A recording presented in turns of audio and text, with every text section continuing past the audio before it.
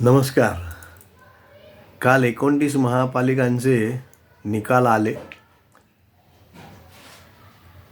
वेगवेगळ्या महापालिकांमधनं सगळ्याच राजकीय पक्षांचे नगरसेवक निवडून आले.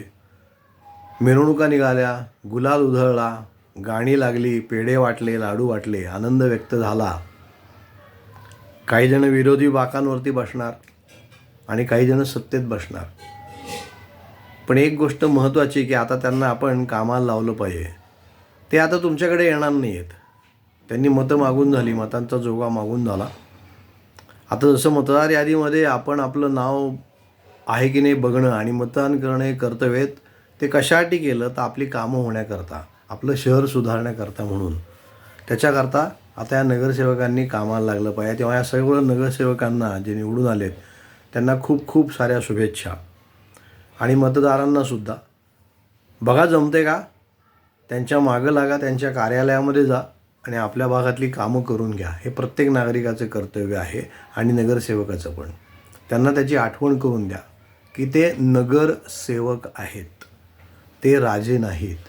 राजे मतदार आहेत. लोकशाहीमध्ये हे ठळकपणे नमूद केलेलं आहे. आणि मला असं वाटतं की नागरिकांच्या दृष्टीतनं महत्त्वाचं काम त्यांनी करायला पाहिजे की महापालिकेच्या कामाच्या ज्या वेळा आहेत ना, जिथे नागरिकांना जायला लागतं अशा ज्या खिडक्या आहेत ना, त्या रात्री 9पर्यंत चालू राहाव्यात आणि शनिवार रविवारसुद्धा चालू राहाव्यात.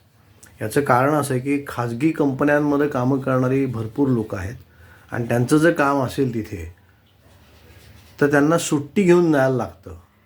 आणि सुट्टी घेऊन गेलं तर एका दिवसात काम होईल याची खात्री नसते.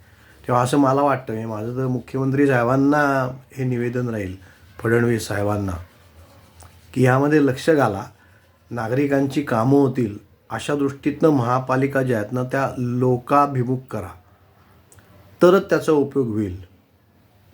प्रचंड पैसा सगळ्याच पक्षांनी ओतला आहे, खूप पैसा घातलेला आहे ह्याच्यामध्ये. आता नागरिकांसाठी म्हणून एवढं करा. मला वाटते आपण सगळ्यांनी करायला पाहिजे, सर्व नागरिकांनी आपलं कर्तव्य म्हणून जायला पाहिजे.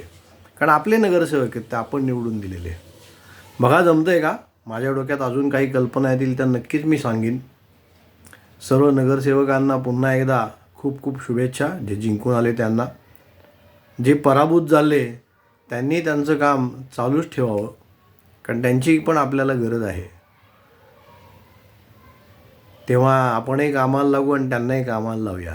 जय हिंद, जय महाराष्ट्र. धन्यवाद.